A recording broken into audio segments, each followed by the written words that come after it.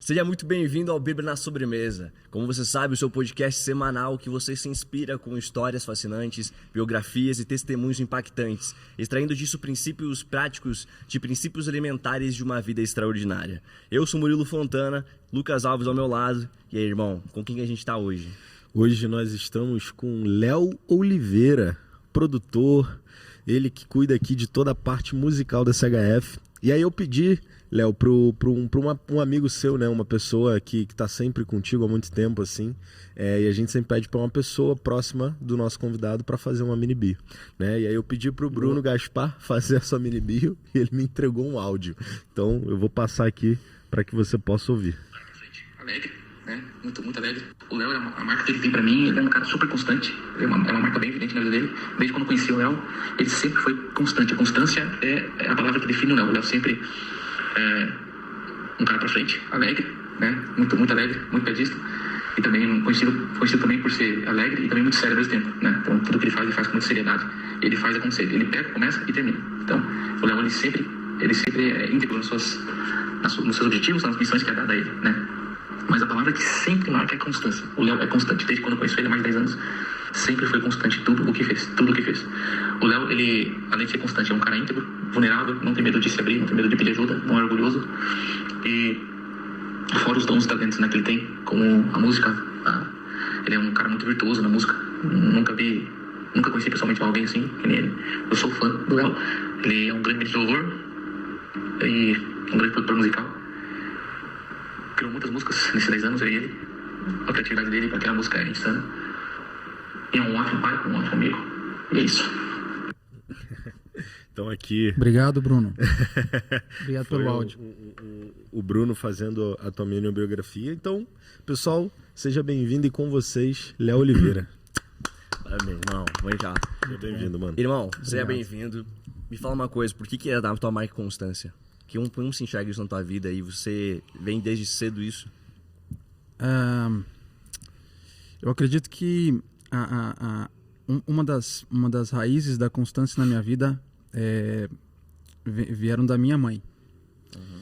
A minha mãe, ela é uma pessoa que eu nunca vi ela falar um não. Eu nunca vi ela retroceder em algo. Mesmo em qualquer momento difícil. Eu vi talvez um dos dias mais difíceis na vida dela, que ela tinha o direito de retroceder. Ela tinha todo o respaldo para não continuar. E pelo contrário, ela engatou a primeira e foi. Uhum. E para mim, eu acredito que essa marca na minha vida vem dela, assim. Porque de algum lugar a gente aprende tudo que a gente sabe hoje, né? A criança, quando ela nasce, ela é um livro em branco. Uhum. Né? Eu vejo isso pelos meus filhos, né? O Jordan e a Olive, meus dois filhos, tem 1 ano e meio, a Olive tem 1 ano e meio, o Jordan tem 3 anos e meio. E eu vejo por eles, assim, eles são um livrinho em branco e eu e a Pamela, a gente é a caneta principal ali, escrevendo tudo que eles começam a fazer, começam a falar. Então, eu acredito que a origem dessa constância seja na minha base mesmo de crescimento e criação junto com a minha mãe, assim, né? Eu nunca vi uma pessoa servir como ela. É difícil falar, né? Porque se fala da mãe, o cara tá falando da mãe dele. Sim, né, cara? É fácil falar da mãe dele. Não, mas eu né? sou seu testemunha, eu sempre vejo ela aqui, cara, na igreja sempre. Ela é a primeira a chegar, parece a última a sair, ela tá sempre aqui, cara. É impressionante, assim. E eu vi ela servir em momentos da vida que, tipo assim, não tinha que servir. Uhum, que não dava, assim. Que não dava e que eu falava assim, ei, para, não faça isso agora. E não. Ela seguia em frente. Então, acho que a constância, a raiz, talvez, da constância, talvez não. Eu acredito que seja a educação com a minha mãe, o crescimento com ela. Eu cresci sem pai, né? Então, eu não tinha uma referência masculina dentro de casa. Uhum. eu não gosto de falar que a minha mãe, ela foi um pai pra mim, porque ela não foi, ela foi uma mãe, ponto final. Ela não consegue ser um pai. Pai é pai, mãe é mãe, acabou. Boa. E com certeza tem muitas coisas que um pai que eu não tive faltou na minha vida. E tá tudo bem, é normal. Eu não tive talvez uma experiência que talvez hoje, né, para quem conhece a família aí do nosso pastor, o Cal, talvez o Taylor, o Calvin tem com o Cal hoje, um paizão, aquele pai que vai, que leva e tal. E a minha mãe, ela não supriu isso. Só que ela foi 200% mãe. Ela não foi meu pai. Eu acho muito errado quando as pessoas falam assim. Não, a minha mãe foi o meu pai. Não. Ela foi a sua mãe. Ela não tem como ser o seu pai. Exato. Ela foi muito bem a sua mãe. Ela conseguiu superar talvez o que muitas mães não conseguem, talvez sem um pai junto aos filhos dentro de casa. Mas eu cresci sem essa experiência de pai, né, de convívio.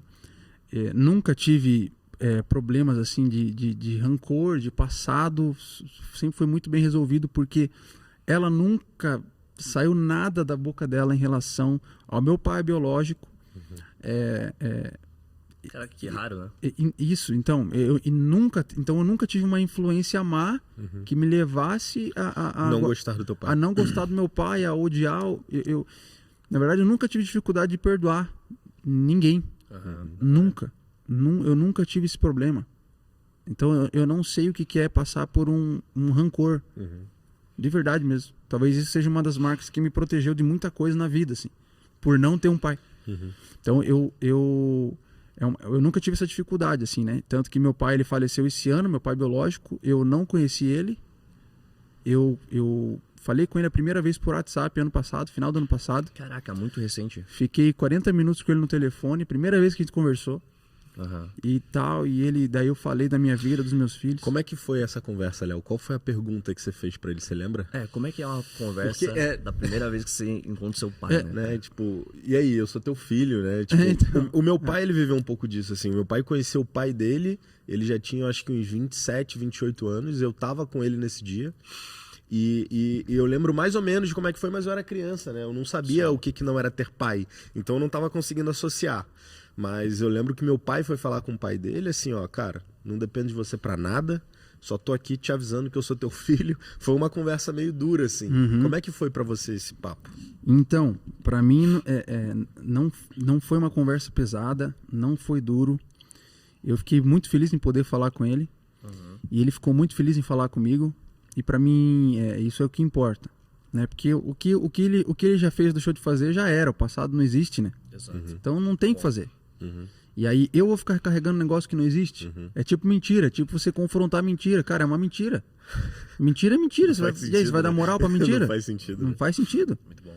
Então, ele me ligou, a gente se falou, eu falei da minha vida, tipo, dei um update, né? Ele foi atrás de você, então, no caso? Sim, ele mandou mensagem e tal, falou que eu ia falar, e daí a gente... Eu não lembro se ele me mandou mensagem no Facebook e eu liguei ou ele ligou, alguma coisa assim.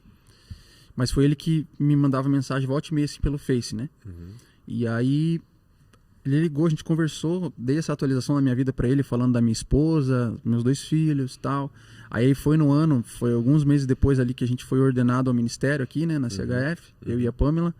Ele se emocionou muito porque meu pai, ele é assim, a minha mãe, ela conheceu meu pai, a música vem dele na minha vida. Que da hora. Então, o meu pai, era um excelente músico, era um cara que cantava muito, só que durante anos ele era músico de baile, assim, ele era músico secular. Então ele viajava, minha mãe viajava com ele, meu irmão viajava às vezes junto com ele, amigos, padrinhos assim meus de consideração viajavam, iam pro Paraguai fazer banda baile, assim. Cara, meu pai ele fazia um cover do Ney Matogrosso, mano. Que da hora. Então a imitação também vem dele. Provavelmente. Cara, e muito louco isso, né? Porque, tipo, você não teve contato pra você aprender isso. Não, o DNA é sinistro. E vem carregado, né? O DNA é uma parada sinistra, assim, né? E porque não tem outra influência. Não tem, minha mãe não é... Sim. E tu chegou a ver algum trabalho dele? Tem gravação disso? Tem então, quando ele era sei lá como que o pessoal gosta de falar aí, do mundo secular, enfim, quando ele fazia música que não era cristã, nunca vi, né? E aí o que aconteceu? Passou os anos, tal, né? Ele engravidou minha mãe, beleza, foi embora, né? Então ficou só eu e ela, a família. Eu tenho mais 3 irmãos por parte de mãe, né? Então são de pai diferente, os 3 do mesmo pai, né? A Larissa, a Aline e o Márcio são mais velhos. Então eu sou o caçula, sou o mais novo. E ele foi embora e depois de alguns anos ele conheceu Jesus através de uma missionária. E ele se casou com essa moça, com essa missionária da Assembleia de Deus. E ele se converteu e começou a fazer música cristã. Então ele começou a cantar nas igrejas. Então ele escreveu tal, música pentecostal, assim, estilo mais fogo, assim, né? E ele viajava com essa esposa dele, ela pregava, fazia a missão e ele fazia o louvor. Então era basicamente isso, né? E aí foi onde eu conheci o primeiro trabalho dele, que ele gravou uma música. Inclusive, a minha mãe, ela falou assim, Léo, não sei, quando ele faleceu faz uns 4 meses, acho. E aí foi a primeira vez que eu tive contato com ele pessoalmente, foi no enterro dele. Caraca. Foi no velório. Tanto que eu não queria ir no velório. Eu falei, ele morava em Jaraguá do Sul aqui, São Francisco do Sul. Ele trabalhava com obras, era meio pedreiro, meio mestre de obras, tipo o nosso... como é que é o nome aqui do pedreiro? Esqueci. Meu Deus do céu. O seu Lorival, tipo o nosso Lorival aqui. Tipo o seu Lorival aqui. E aí ele ficou mal e tal, beleza. E quando eu liguei pra ele no final do ano, ele já tava meio que... eu senti meio que alguma coisa, assim, sabe? Falei, cara, mas... E aí não deu alguns meses, ele foi pro hospital, foi pra UTI. E aí ali ele pegou leptospirose e tal, faleceu. E aí trouxeram ele pra cá. E porque a família toda aqui. Então eu não conhecia ninguém da minha outra parte da família. Nem ele, nem ninguém. Então aí era uma página em branco, né? Era uma página, isso, pra mim não tinha, né? E aí na sexta, o velório foi na sexta-noite e no sábado de manhã o enterro. Daí eu falei, vou amanhã no enterro lá, e não conheço ninguém. Não... Porque, assim, vínculo emocional não tinha nenhum. Era, pra mim era, né? É meio estranho assim, né? Tipo, pegar na rua ali e falar, entra ali no cemitério, tá tendo um velório ali. E aí, e o Espírito Santo falou assim, não, você vai no velório. Eu falei, amor, então eu vou te deixar em casa com as crianças e eu vou lá. Aí fui em Santa Felicidade, um bairro aqui de Curitiba, lá no velório. Conheci meu irmão e minha irmã, por par de pai. Meus irmãos. E meu irmão, ele parece comigo. Então é muito bizarro isso. E eles sabiam da tua existência? Sabiam. Eles sabiam. Não, eu fiquei impressionado como todo mundo sabia da minha existência. Só e você não só sabiam e me acompanhavam. Caramba, tanto que tinha sobrinhos meus que chegaram pra mim e falavam assim, nossa, tio Léo, que bom te conhecer. Caramba, que prazer te conhecer. Eu queria muito te conhecer, tio Léo. Que presente, cara. E eu, tipo assim, caraca, velho, como assim, né? O que tá acontecendo aqui? E tipo, não, a gente te acompanha, eu vejo teus vídeos lá, as músicas da igreja e tal. Daí eu falei, nossa, mano, como assim, né? E a galera tudo crente, assim. Então a família de parte de pai te recebeu bem? Me recebeu super bem. Inclusive a esposa dele, a missionária. Sim. Ela me viu, quando eu entrei lá, ela se emocionou e tal. Uau. E aí me abraçou, e daí ela falou assim, a gente vai fazer o culto agora ali, que bom ter você aqui. Você não gostaria de cantar uma música pro teu pai? Aí eu, putz, né? Caraca. No velório, não conheço ninguém, aquele cara ali no meio é meu pai.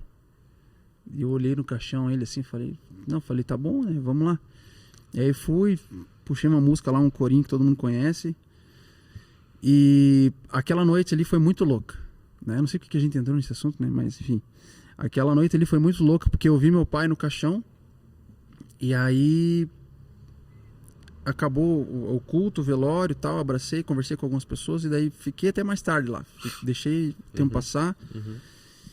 E daí na hora que eu ia embora, uma amiga da esposa dele, amiga da missionária, pastora também, uma pastora, ela chegou em mim e falou assim, filho, que bom ter você aqui e tal, me abraçou. E ela já começou a falar em língua já, tipo, no meio do velório, assim. Ela nunca me viu, ninguém me conhecia. E ela falou assim, ó, se prepara, porque a partir dessa madrugada o teu ministério, ele muda. É uma nova fase na tua vida. E dá-lhe falar em língua e começou a falar, hoje à noite teu ministério muda. É uma nova fase no teu ministério e na tua vida. Então não pare de fazer o que você faz, mas hoje algo muda na tua vida. Aí naquela hora eu entendi. Aí eu senti assim, ó, meu pai pegando o bastão dele e passando pra mim. Assim. Uau. Aí eu peguei o bastão e falei, entendi. Uau. Então era isso mesmo. Eu precisava vir pegar o bastão do meu pai e continuar talvez o que ele não conseguiu fazer ou foi limitado. E pra mim tá tudo certo. Então foi uma experiência muito louca, assim. E essa foi a minha experiência com meu pai. Talvez de pegar o bastão dele e continuar. Só que eu nunca tive nenhum problema em relação a ele. E todos me pedindo perdão, muita gente me pedindo perdão. E eu falava, não, cara, tá tudo certo, pessoal. Tem que pedir perdão de nada, né? Vocês não tem nada a ver com o que ele fez. Nem ele talvez não tenha nada a ver com o que ele fez na época que ele nem sabia o que ele estava fazendo. Sim. Então tá tudo bem, né? Então, assim, né? Resumindo um pouco assim do meu histórico, né? Eu cresci nesse tipo de relação com meus irmãos de outro pai, a minha mãe me criando muito bem criado. A maior relação que eu tenho com a Constância, acredito que vem dela. E para mim hoje tudo é muito prático, assim, né? Eu gosto de simplificar sempre quando eu vou explicar alguma coisa, quando eu vou pregar, quando eu vou compartilhar. Para mim, eu gosto de deixar simples para as pessoas, sabe? Eu não curto muito essa parada de sabe, conversa difícil, vocabulário difícil, que as pessoas elas ficam meio que boiando assim, meio rebuscado, né? Uma coisa um negócio meio assim, tipo, falei, não, cara, mas a vida já é difícil por si só. Aí você precisa, se a gente é facilitador no caminho de alguém, eu preciso entender que eu tenho que colocar o sapato dela para eu facilitar o caminho para ela, para entender o caminho que ela tá, para eu tirar ela dali. Sim. Né? E teu pai compunha também? Sim. Ele tinha algumas composições. Inclusive essa que eu conheci no YouTube, a minha mãe... eu ia falar nisso, né? A minha mãe, ela falou assim, Léo, eu senti de você...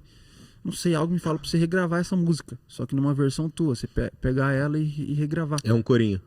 É tipo um corinho. Agora é só o refrão assim, né? Hoje eu sou livre, livre hoje sou... Livre com meu Jesus, nosso Senhor. Então, só que bem pentecostal, assim, né? E aí gravar uma versão mais worship, assim, tipo, uma versão mais nossa, assim, né, da casa. Ela falou, Léo, você tinha que regravar essa música do teu pai, acho que alguma coisa vai acontecer. Tal. Ainda não cheguei a pegar pra fazer, mas talvez role alguma coisa. E agora você passa a ter contato com essa família paterna? Volta e meia eu troco uma ideia com eles. É que nunca tive, assim, e a gente já tem uma rotina, né? Então, eu com a minha família hoje, meus negócios, meus trabalhos, a igreja, a rotina da comunhão. Então eu não consigo parar para tentar forçar alguma coisa com eles. Sim. Mas isso não quer dizer que eu não queira. Né? Eu quero muito, eu amo muito eles. E eu quero poder ter mais oportunidade assim, de sentar na mesa com eles assim, e entender, né? Uma coisa que você aprendeu talvez foi que você teve como aprendizado dessa história foi que talvez o legado de um pai, o legado dos pais, ele transparece a convivência. É além disso, né? Tipo, por exemplo, de ele não conviveu contigo, mas, cara, você teve coisas que você pegou dele, teve coisas que vão acontecer talvez por causa dele. É inevitável. Fez, né? Cara, isso é muito louco, né? É inevitável. Isso é doido demais, Isso é muito louco, porque, tipo, é literalmente isso, né? As pessoas, elas não acreditam nessa questão da geração, né? De tipo, cara, você não teve contato com teu pai, você foi conhecer seu pai tem um mês, você já tem quantos anos? 30 e tantos? Já 29, faço 30 de setembro. Então, o cara tá com 29 anos, conheceu o pai tem alguns poucos meses e pegou quase toda a parte, né, das habilidades e características musicais dele, né? E aí imagina, cara, o que um pai ausente faz, imagina o presente. É isso aí. Saca? Tipo, essa é a parada, assim, ó. Se um pai ausente, um cara que você não conheceu, ele trouxe pra você tantas coisas, né? Acredito que você conheceu as positivas, talvez convivendo com ele você perceba, pô, esse traço negativo é dele também. Imagina um pai presente. A gente estava conversando esse final de semana sobre isso, o quanto uma pessoa que ela cresce num lar saudável, num lar bem desenvolvido, cara, muitas vezes em contato com separações ou coisas que só atrapalham a vida, essa pessoa já está muito na frente, cara. Porque ela não vai ter que resolver essas questões. Não, ela com tá, certeza. Assim, muito à frente. Ela está muito à frente. Com certeza. Só que assim, e engraçado, cara, que era assim, a minha mãe fala assim, o teu jeito de andar. Cara, é o João Maria. João Maria é o nome do meu pai. João Maria. Ela falou assim, o teu jeito de andar é do João. E aí eu vi as pessoas falando, vocês falando isso agora, no velório. eles falando dele, falando do jeito dele, com o neto, com os filhos do outro, com... Os caras E são eu falo, nossa, mano, eu sou assim, cara. E ele era um cara assim, descontraído, fazia piada e, tipo assim, gostava de ser alegre e não tinha tempo ruim com ninguém. E gostava de pegar os netos lá da outra filha e ir lá e fazer porcaria, tipo assim, divertir, sabe? E eu falo, nossa, mano, eu sou esse cara, velho. Como assim, cara? Irado. E eu cresci com a minha mãe. Sim. Só que eu acredito que nunca saiu da minha cabeça, isso eu falei num podcast com o Calque, né? Uma coisa que eu acredito que caiu minha ficha, que nunca me fez, talvez, me distanciar da integridade, é que eu nunca perdi a consciência de que eu sou filho de Deus. Eu só não sei que ele é meu pai, como eu tenho a consciência de que eu sou filho. Então, para mim, sempre foi lógico, assim. Eu nunca me anulei. Tipo assim, eu não valho nada, meu valor... Meu pai me abandonou. Porque Deus não sei o quê, porque é isso aí que a religião fala mesmo, né? Que antigamente, né? Chamava isso de igreja, né? Que a igreja fala, eu sou pecador, eu sou mesmo... É isso aí, então se lasque, então, né? Tive problema com abuso quando eu fui criança, tive problema com pornografia, então eu tive assim, eu teria todos os caminhos para dar um bocado de coisa errada, né? Pra talvez não ter hoje uma esposa, não ter 2 filhos, nem pensar em ministério, quem dirá. Só que a questão foi em algum momento ali, uma semente foi plantada dentro de mim, que eu tive sempre a consciência de que, não, esse filho de Deus eu sou. Isso aqui não vai mudar. Não vai mudar mesmo. Você tinha todos os motivos para usar de bengala a ausência do teu pai, para não viver uma vida correta, uma vida plena, uma vida em Deus. Né? Isso, só que eu ia ser pai, eu ia ser filho de algum pai. Sim. Filho de algum pai eu ia ser. Então, Como assim? eu fui filho de um pai ausente. Eu poderia ser filho de um pai presente bêbado. Eu poderia ser filho de um pai presente traficante. Boa. O que é pior? O que seria pior? Tipo, eu sou filho de algum pai. Todo mundo é filho de algum pai. Então isso não muda. Só que a minha cabeça assim, não, mas tem um pai que eu sou filho, que é Deus e acabou. Independente do pai terreno que eu tenho, ou não tive, ou não teve presente. Então isso não mudou assim não mudou o resultado da rota. Talvez em alguns aspectos, com certeza, igual vocês falaram, não. E aí, com certeza, uma família funcional, a pessoa ela cresce mais inteligente, ela cresce mais disposta a algumas coisas, porque ela foi influenciada, talvez, a coisas que numa família disfuncional outra pessoa não foi influenciada aquilo, ou foi influenciada a coisas piores, enfim, né? Mas existem muitas pessoas com ausência de pai e que colocam isso no topo da lista de justificativas delas hoje. Sim. Cara, olha que doido. A gente tava jogando altinha no parque esses dias. E aí um moleque chegou pra jogar com a gente, assim. O cara tinha a nossa altura, assim. Aí quando a gente perguntou a idade dele, ele tinha 12 anos, assim. Um moleque super grande, assim. E na hora, assim, ele falou, pô, eu tenho 12 anos, porque ele tinha reclamado que ele ia ter aula no próximo dia já. No dia seguinte. Né? Exato. Tipo, aí... ele tava reclamando que era domingo, sabe? Tipo, pô, já é domingo, já tá acabando o dia, amanhã tem aula. Aí o cara falou, amanhã tem aula, mas você tem faculdade? E aí, cara, olha que doido, né, cara? Quando ele falou isso, na hora me veio muito forte assim, mano, fala sobre você ter responsabilidade, autorresponsabilidade. Porque esse é um dos princípios que, se você analisar a vida de várias pessoas de sucesso, ou tudo que elas vão falar para você conquistar um sucesso na vida, e independentemente da área, um dos principais princípios é a autorresponsabilidade. Enquanto você for vitimista e se colocar todas as situações que acontecem na sua vida, julgando a culpa para terceiro, ou usando como bengala as coisas que te acontecem para você agir de maneira insensata, irmão, você vai viver a vida inteira e você não vai mudar, você não vai conquistar nada. Então, o que eu vejo claramente quando você está falando, mano, é autorresponsabilidade. Independentemente do que aconteceu comigo, eu vou agir da maneira íntegra, da maneira que deve ser agido, que eu devo agir de fato, de forma correta, assim. Então, muito interessante isso. E durante você falou sobre abuso, cara. E quais são as coisas que desencadearam, assim, que você acabou percebendo ao longo da sua vida, que talvez o abuso ou a falta da paternidade te trouxe assim como um desafio para você superar ele? Pode. Vamos lá, um cafezinho. Obrigado, Raiuts. Nossa, Esse café é Raiz. sensacional. É uma felicidade quando isso vem, cara. Barista Café, pessoal. Barista Café. pessoal. Barista Café. Ei, talvez não seja uma pergunta tão fácil, né? Você consegue enxergar isso? Qual que seria o ponto ali? De quais são as dificuldades que foi aparentado que surgiram no teu caminho? Ah, tá. Consequência? Consequência devido ao abuso ou à falta de paternidade também. O abuso que eu tive na minha infância, a gente morava... Eu cresci numa cidade chamada Piraquara, uma região metropolitana de Curitiba. E foram dois, né? Foram duas pessoas, né? 2 momentos que eu tive essa questão do abuso. Uma foi lá com um vizinho e eu era criança, inocente. Eu consigo lembrar da época da minha inocência em relação a várias coisas relacionadas a isso, antes e depois. Porque eu lembro que eu não pensava em menina, eu não pensava em beijo, não pensava... Cara, eu queria saber de jogar GTA no computador e tirar e raspar o dedo no asfalto na frente de casa, jogando bola. Sim. E quando isso começou a acontecer, obviamente a pornografia ela vem junto, né?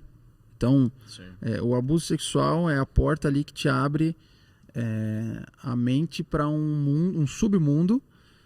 Aí ali tá tudo, né? Aí ali você, assim, dependendo de onde tua cabeça estiver setada, ou você vai para uma obsessão sexual, ou você vai para alguma... você vai pender para algum lado... Tu vai desequilibrar. Vai desequilibrar, né? Ou vai desencadear a homossexualidade, ou vai desencadear a pornografia, junto com isso, junto com enfim, N coisas, né? E eu acredito que para mim o mal que veio através disso foi isso mesmo. Foi a própria pornografia, que daí depois disso eu comecei a ter uma fase crescendo. E aí eu era da época ainda, eu falo assim, né? A nossa, quantos anos que vocês estão? Eu tenho a tua idade. Você tem a minha idade. 29. Então, acho que a gente é a geração... É a última idade da geração que conseguiu pegar as duas épocas. Sim. A época do peão e da bola de gude, do futebol na rua e o videogame. Tipo assim, a nossa é o limite da idade aqui, né? Eu tenho 22, eu passei um pouquinho por isso, assim. Pouquinho, mas não tanto, né? Então, a gente, então assim, na época que eu sofri o abuso, não tinha ainda Snapchat, não tinha celular. Tipo assim, naquela época ainda não tinha... Ainda era internet de escada. Era MSN, entendeu? Era a época do MSN. Começou o Orkut, entendeu? Então, foi passando... Aí ali começou, e daí depois de um tempo as coisas foram sendo facilitadas na parte de internet, e aí eu comecei a ter mais acesso a isso, e minha cabeça foi entrando nesse mundo, e eu fiquei viciado em pornografia por muitos anos. Eu nunca fui um cara galinha, assim, eu nunca ficava pegando todo mundo, não gostava disso, eu nunca tive essa consciência, nunca gostei de pensar isso, mas eu namorei 2 meninas, tipo, namorado e namorar mesmo, assim, e tal, e aliança, e pensar em casar, eu sempre pensei em casar, sempre tive essa influência de construir família na minha cabeça, só que tive problema sexual também nisso, então eu era compulsivo sexualmente. Então, eu acredito que essas foram as consequências, assim, a compulsão sexual, o vício na pornografia, e com o passar dos anos, eu acredito que a maior fase da vida onde eu consegui superar essas coisas, as coisas foram começando a ser tratadas, foi quando eu conheci a igreja no cinema, há 10 anos atrás eu comecei a caminhar, talvez com essa galera aqui, porque a igreja anterior que eu ia, eu sempre fui da igreja, sempre fui da igreja evangélica, né, cristã, do louvor. Com 8 anos de idade eu já regia o louvor na igreja, organizava os vocais. 8 anos, mano. Com 8 anos. Eu já tipo, ia no ensaio, falava pra galera quem tava desafinado, quem não tava. Que maravilhoso, né, mano? Você tem um ouvido, como se fala? Absoluto. Falam, o meu ouvido não é o absoluto, é o relativo, né? Então eu tenho referências gravadas na cabeça, e aí conforme toca eu sei dizer o que é. Isso é desde pequeno? Ou é algo desenvolvido? Isso desde pequeno. Tá. Mas com certeza é as duas coisas, né? Você perfeito. Nasce com uma tendência. Uma predisposição a isso, e você tem como desenvolver mais, né? Sim. Mas acredito que essas foram as consequências, né? Respondendo a tua pergunta. Então, a pornografia, o vício na pornografia, a compulsão sexual né? E aí, um ponto, assim, de divergência na minha vida, de todo esse lixo, com certeza, acredito que hoje, foi a esposa que hoje eu tenho, que é a Pamela. Que a Pamela, assim, a Pamela, eu conheci ela pelo Facebook, só que ela era da Menonita, a mesma igreja do Cal, nosso pastor, o Cal. Então o Cal já conhecia ela. O Cal, ele já tinha visto ela, porque ela era lá de Vitimarsum, da colônia Vitimarsum. Então ela cresceu, nasceu lá, a língua materna dela é o alemão. Ela aprendeu português com 10, 11 anos de idade. E aí ela só veio para Curitiba com 18 anos para fazer faculdade, com outras meninas de lá também que vieram morar no apartamento aqui para estudar, né? E ela, para mim, foi o que resgatou a minha inocência, foi o que conseguiu me trazer para um caminho de inocência e começou a tentar equilibrar o negócio na minha vida, nessa parte sexual. Porque eu nunca vi uma pureza, uma inocência como a dela. Assim. Eu fiquei espantado o dia que eu fui buscar ela no apartamento aqui com as meninas, que ela morava com as meninas aqui que vieram para estudar. Eu fui buscar ela pra gente comer um dog, alguma coisa, não lembro o que era. E aí ela falou, eu tô terminando de me arrumar aqui, pode subir aqui e tal. Aí eu, né, beleza. Aí subi, era aqui no Batel, um apartamento de um irmão da igreja que tinha cedido pra elas morar. E eu fui na janela e a vista linda, assim, ó, do Batel, do Bigorrilho, assim. E eu tava na janela, assim, esperando, ela tava terminando lá. Eu falei, nossa, que tesão de vista. Aí, nisso, ela tava chegando perto. E aí, ela olhou, assim, pra mim e falou, né, tal. Daí, beleza, fomos pro carro. Aí ela chegou no carro e falou assim, ela falou, nossa, o que você falou lá que é tesão? Eu falei, não, tesão, a vista... né? Linda, né? A vista, tipo, tesão de vista ali em cima e tal. Ela, não, o que é tesão? Como assim tesão? Mano, a menina com 18 anos, velho. Ela não conhecia a palavra? Ela não conhecia a palavra tesão. Caraca. Aí como que eu vou explicar? Aí eu expliquei pra ela. Aí esse dia me marcou, mano. Tanto que pra mim é um dos pontos que eu mais conto da nossa relação. Ela não sabia o que significava a palavra tesão. E aí ali pra mim eu falei, não, mano, não pode ser. Isso é muito doido, pureza e inocência é uma virtude feminina. E ela assim, eu falei, cara, Deus, o Senhor sabe fazer as coisas. O Senhor entende o meu futuro, o Senhor sabe o que eu vou precisar lá na frente, o Senhor sabe que eu preciso dela, o Senhor sabe que ela precisa de mim, e é isso aqui que tem que ser mesmo. Então ali pra mim, a simpleza, a simplicidade e a profundidade e a pureza são os 3 pontos assim que Deus ele resgatou junto com o meu casamento, assim. Legal. Né? Dentro da minha relação. E cara, ficou pra mim uma dúvida, né, na hora que você passou assim, que eu acho que é um ponto importante da gente falar, né? Porque, Léo, com certeza tem gente que se identifica com a tua história, né? Pessoas que vivem o abuso e guardam esse abuso para si, porque não sabe com quem falar, não sabe como pedir ajuda, né? Tem medo de contar isso e as pessoas julgarem errado e tudo mais. Então, cara, e quanto mais gente eu conheço, mais eu me assusto com o quanto isso é comum, mano. Assim, ó, é muito comum, cara, é muito comum, assim. Eu tava conversando isso lá em casa com as meninas da Home. É uma coisa muito comum e é muito velado, mano. Sabe? Eu acho que hoje com a internet isso ganhou muito mais proporção. Tanto mulheres quanto homens, eles começaram a ganhar mais coragem de expor isso. Só que ainda é um assunto muito delicado de se tocar, infelizmente, né? E, enfim, por N motivos. E aí você fala que quando você entrou na igreja no cinema, você começou a se curar desses problemas, desses traumas. Você começou a identificar coisas na tua vida. Qual é o paralelo e qual é o ponto de diferença que tu enxerga entre a igreja que tu ia e a igreja no cinema? E por que na igreja no cinema você conseguiu se libertar de vícios e enfim, desse desequilíbrio emocional? O que tinha dentro desse ambiente da igreja no cinema que te fez... Que te proporcionou isso, proporcionou a dar espaço de largar e de se libertar desse desequilíbrio? Liberdade. Essa é a palavra, assim. Liberdade. Então, na igreja no cinema, eu conheci a liberdade a qual Cristo ele fez tudo para nos libertar. Foi para a liberdade que Cristo nos libertou. E eu nunca vi em nenhum ambiente uma liberdade como a gente tem aqui. Só que é engraçado, né? que assim, ó, se a gente pegar um histórico de várias coisas que aconteceram na Igreja do Cinema, pela pregação da graça, com o escândalo da graça, com aí, né, o pessoal chamando a gente de herege, de libertinagem, então não pode pecar porque Jesus já perdoou e tal. Só que de várias pessoas que pegaram essa mensagem e pioraram, foram libertinosas, e aí como Paulo fala, não usem dessa mensagem da liberdade para agir com libertinagem, fazer o que vocês querem conforme a carne de vocês quer. Só que eu fui um cara, e eu sou prova viva hoje, que a liberdade que eu tive aqui dentro, ela me libertou. Ela não me colocou mais no lixo. Diferente de muitas outras pessoas que passaram por aqui e que estavam muito perto dessa mensagem, muito perto do cal, muito perto da comunhão, e elas foram pro lado da libertinagem. Só que, no meu caso, a liberdade, ela me libertou. E num ambiente onde você é livre, você consegue colocar para fora. Não é para você colocar para fora, é isso aí, bota para fora mesmo, seja quem você é com isso aí. Não. Eu vou botar para fora para expor na luz, porque tudo aquilo que vem à luz, cara, o que não é para ficar, não fica, não tem como ficar.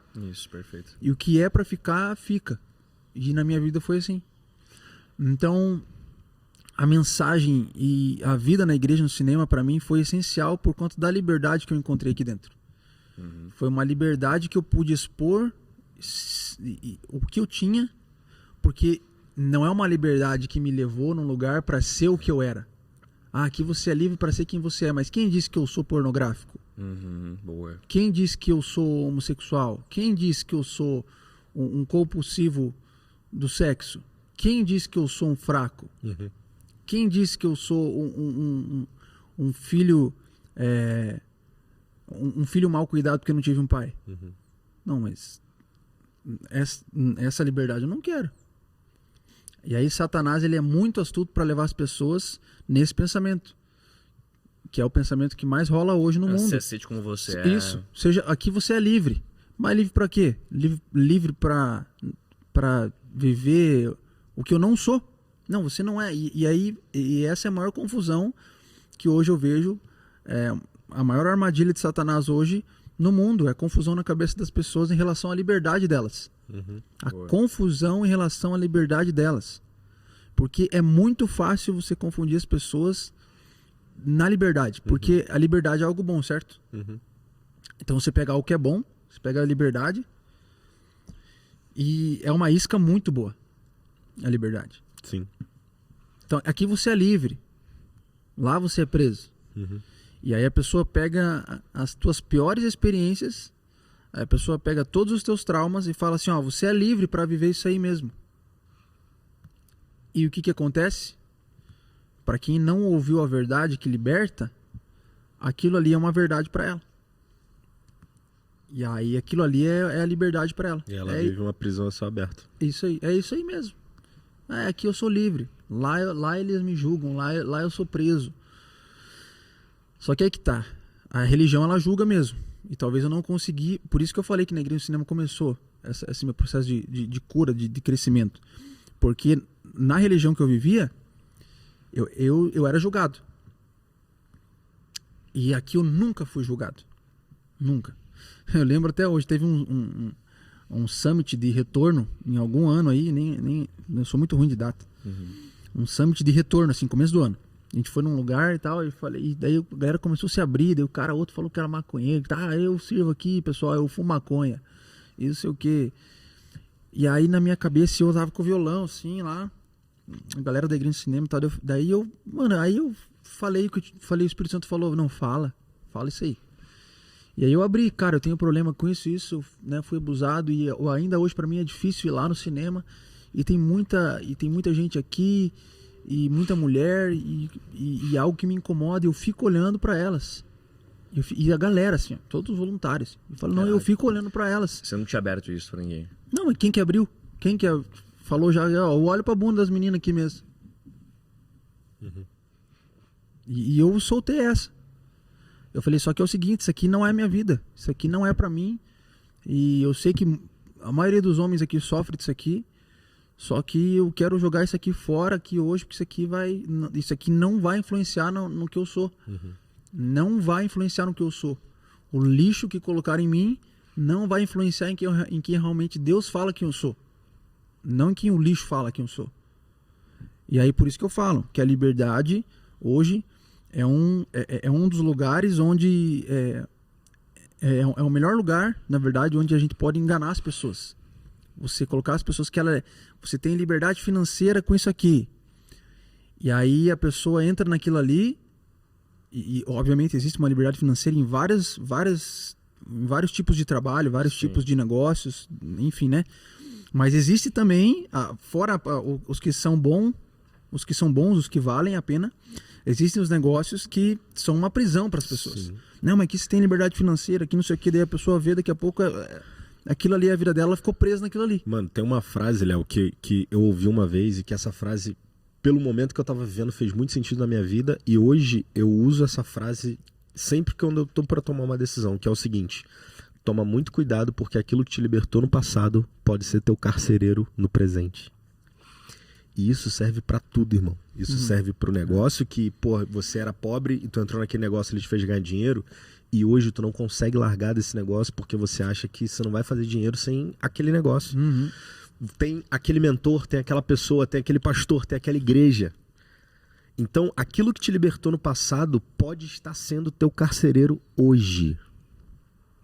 Isso é muito pesado, mano. Isso é muito pesado.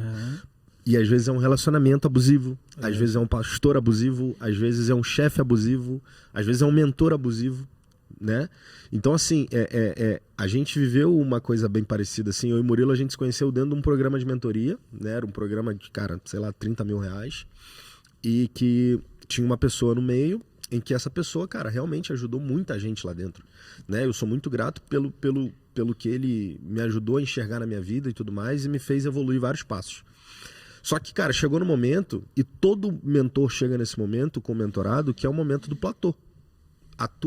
Tu bate o teto de conhecimento do cara, ele para de evoluir automaticamente, ou você evolui muito rápido e você começa a aprender aquilo. Então, sei lá, você tem uma referência na música, vai chegar uma hora que, cara, aquele cara já não tem mais o que te passar de novo. E aí você precisa fazer um momento de transição. Você precisa ter essa transição de, cara, beleza, você me trouxe até aqui, daqui pra frente você não consegue me levar, eu preciso ir pra outro lugar. E aí você muda de ambiente. Bom, e a gente fez essa transição de ambiente, enfim, há 2 anos atrás. Mano, tem gente lá até hoje. É isso aí. E é difícil, eu vejo na igreja onde eu tava, assim. Eu olho pras pessoas lá e falo, cara, o que esses caras estão fazendo lá, hein? Exato, entendeu? E é difícil, assim, quando um cara ele te traz de um resultado que você tinha, por exemplo, do 2, te levou pro 10, às vezes é muito fácil você enxergar isso como um apego, de falar, cara, não, esse cara que mudou minha vida, ou me transformou meu resultado, eu vou ficar com ele, mas isso tá errado, mano, tá errado. Se tu ficar muito tempo com um mentor, tem alguma coisa errada, ou você tá progredindo de maneira extremamente lenta, ou, cara, você apego emocional. É apego emocional, que geralmente acontece. Mas é uma dificuldade de honra. Porque assim, tudo bem, qual que é o problema de eu largar o cara? Qual que é o problema de eu largar o cara? Que, o cara me ajudou 8 anos. Beleza? Exatamente. Mas sai dali e continua reconhecendo o que ele foi de bom. Exatamente. Honra ele. Exatamente. E aí a nossa cultura, ela tem uma dificuldade extrema em honra. Na igreja a gente começou agora a evoluir nisso aqui. Apesar de todos os benefícios que a gente convive aqui como comunidade, como vida, como comunhão, enfim, a honra é algo que está sendo agora desenvolvido aqui. Sim. Cara, e aí o Helder, mano, ele me deu uma visão sobre honra que é muito legal, e ele fez um paralelo com um ônibus, né? E eu sou muito ilustrativo, assim, minha cabeça pensa em ilustração. E ele falou, cara, olha só, se teu destino é isso aqui, esse ônibus te traz até aqui, pra você pegar outro ônibus pra ir pra lá, esse cara aqui fez a parte dele, mano. Isso aí. Ele te deixou numa estação da tua vida que você não tava antes. Hoje, pra eu chegar na igreja no cinema, eu passei por pelo menos 2 ou 3 igrejas antes. E hoje eu só tô aqui porque aquelas igrejas, elas me trouxeram até aqui através de alguma construção. Entende? É isso aí. Aprendi muita coisa boa, aprendi muita coisa que não fazia sentido. Só que me trouxe, pô. Isso aí. Entende? Faz parte do processo. Então, assim, cara, existem pessoas que vão passar pela tua vida só pra te promover até uma estação, e elas vão sair da tua vida naquela estação e talvez você nunca mais fale com elas. Só que na hora que você encontrar com esse cara de novo, Cara, pô, olha no olho dele, aperta a mão dele e fala, mano, obrigado, porque eu lembro do que tu fez por mim naquele momento. Eu tenho gente que fez isso por mim. Entende? Eu falei aqui no último podcast, se eu não me engano. Cara, eu vivi um divórcio já, né? E nesse meu primeiro relacionamento, pô, eu era jovem, eu não sabia muita coisa, não tinha grana, e eu precisei de muita ajuda, mano. Léo, eu sei todo mundo que me ajudou, irmão. Tem um cara que se chama Cleiton, e ele tá em Nova Iguaçu, lá na Baixada Fluminense. Irmão, esse cara, a filha dele fazia balé na academia de dança que a minha primeira esposa tinha. Esse cara se aproximou de mim, mano. E em uma semana esse cara tava dentro da minha casa lixando a parede, pintando a parede comigo. É impossível não lembrar desse cara. Por quê? Porque naquele momento esse cara ele foi completamente importante pra minha vida. Cara, a gente passou algum tempo de vida juntos assim, e hoje eu já não tenho mais contato com ele como eu tinha, mas eu tenho certeza que se eu encontrar com ele, eu faço questão de sentar, pagar um almoço pra esse cara, jantar com esse cara, entende? Ajudar o negócio dele de alguma forma. Por quê? Porque eu tenho guardado em mim o que aquele cara fez por mim naquele momento em que eu precisava. Eu preciso carregar ele pra minha vida hoje? Não, porque talvez eu vou atrasar a vida dele, eu vou atrasar a minha, sei lá, entende? Mas eu tenho guardado na minha memória várias pessoas que me ajudaram e que eu sou muito grato a elas. Várias, mano, várias. Ele é um exemplo de várias pessoas que me ajudaram. O que a gente falou sobre mentor, inclusive, acho que é um sintoma das pessoas não entenderem o que é desapego. O desapego não é você não se importar com algo, mas é você entender que quando aquilo deixou de fazer sentido, você não vai tentar forçar que aquilo continue. Porque tem ciclos na vida naturalmente e você tem que aproveitar os ciclos, não tentar forçar que as coisas continuem da maneira que às vezes não estão fluindo. Isso aí. O desapego é somente isso, cara. Deixou de fazer sentido, mano, tá tudo bem. Segue, continua a vida. Ciclos podem se encerrar a todo momento. Exato. E aceite isso, né? Não, e todo ciclo que tu não encerra, ele continua, né, mano? É isso aí. Então, se tu não sabe encerrar um ciclo, tu vai continuar, só que aquilo tá mal acabado, mano. E é aquilo que você fez, por exemplo, eu enxergo que o fato de você ter ido no enterro do seu pai foi pra encerrar um ciclo e começar um novo. Se tu não tivesse ido, talvez você nunca encerraria aquele ciclo passado e você ia estar vivendo aquilo ainda, entende? Então, assim, o problema é que as pessoas elas têm medo de novos ciclos, elas têm medo de fato, assim, ó, de honra. E aí você somatiza tudo. Cara, e as pessoas ficam andando em círculo, mano. Elas estão sempre no mesmo ambiente, com as mesmas pessoas, nos mesmos lugares, no mesmo bairro. Sabe? Tipo, não tem coragem de viajar. A característica que eu acredito que leva isso aí é o egoísmo e o orgulho. Porque se você não consegue desapegar de algo, você é muito egoísta. Quando se fala em desapego, o que você lembra? Desapego.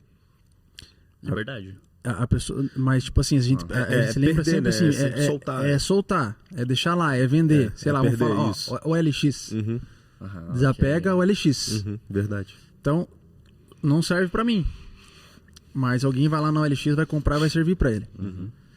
Então, a falta de discernimento de você talvez se desapegar de algumas coisas é um problema de egoísmo. Talvez isso identifique o egoísmo na nossa vida. Boa. Porque, beleza, serviu pra mim, e só que por que não pode servir pro outro? Né? O cara que foi meu mentor durante 8 anos.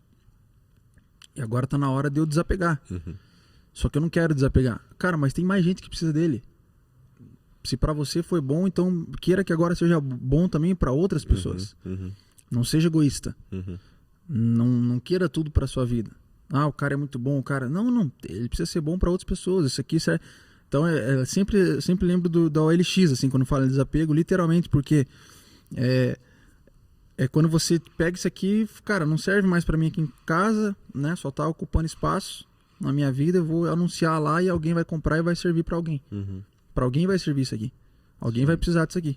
Então eu vou me desapegar disso aqui e eu vou deixar de ser egoísta, porque não faz sentido, né? Nem orgulhoso. Total. O orgulho é uma parada que destrói a vida de qualquer pessoa. Hoje eu acho que é um dos maiores fatores, assim, de problema de destruição de tudo, assim.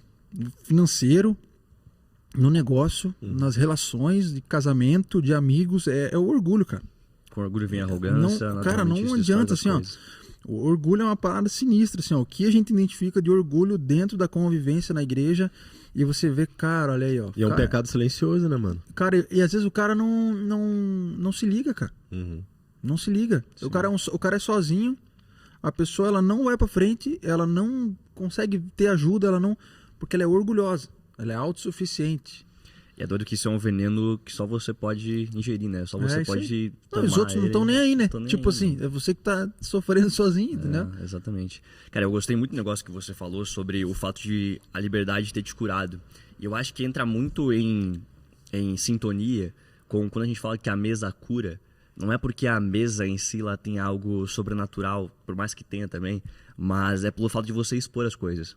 E aí entra aquilo que você falou, quando você expõe aquilo que está dentro de você, às vezes como um trauma, como alguma coisa que está te doendo, e você expõe isso para a luz, isso te cura pelo processo de trazer isso à tona. E eu acho que, até para quem está escutando a gente, buscar um ambiente que você pode ter essa liberdade de expor aquilo que você tem, isso que você vai encontrar, cara, em bons amigos, numa boa comunidade, num bom lugar. Inclusive, a gente recebeu uma mensagem essa semana que um pessoal lá de Recife, de Guaranhuns, tá assistindo a gente. Uma amiga nossa pegou um Uber em Guaranhuns, que é, cara, é uma cidade a alguns quilômetros de Recife. E o cara tava ouvindo Bíblia na sobremesa no Uber, mano. O cara fazia Uber, ele tava ouvindo a gente. E daí ela ouviu a minha voz, assim, ela falou, cara, eu conheço a voz, assim, deixa eu ver quem é e tal. Então, pô, um abraço pro Uber que tá assistindo a gente, escutando a gente agora. Obrigado, inclusive, cara. Obrigado. Se você chegou até aqui, eu quero saber, comenta embaixo aqui qual cidade que você escuta a gente. Muito Sabe bom. que a gente conta com você também pra essa comunidade crescer cada dia mais. Muito e bom. se essa mensagem te impactou de alguma maneira, por favor, compartilha isso e comenta também pra gente saber.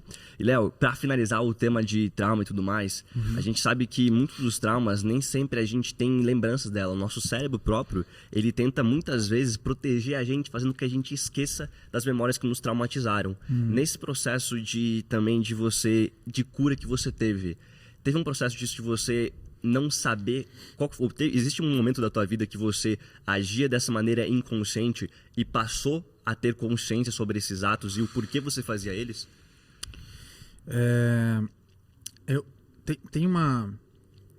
Eu sempre pego assim todos os processos que eu vivi e eu tento me basear na verdade, porque a verdade ela não erra, ela não falha. Sim. A Bíblia, ela, cara, não tem nada ali que não existe nada ali que não serve. E aí pra mim é o seguinte, eu tenho que tomar muito cuidado quando eu falo nisso aí, para eu não trazer um discurso de condenação. Você vai entender o que eu tô querendo dizer.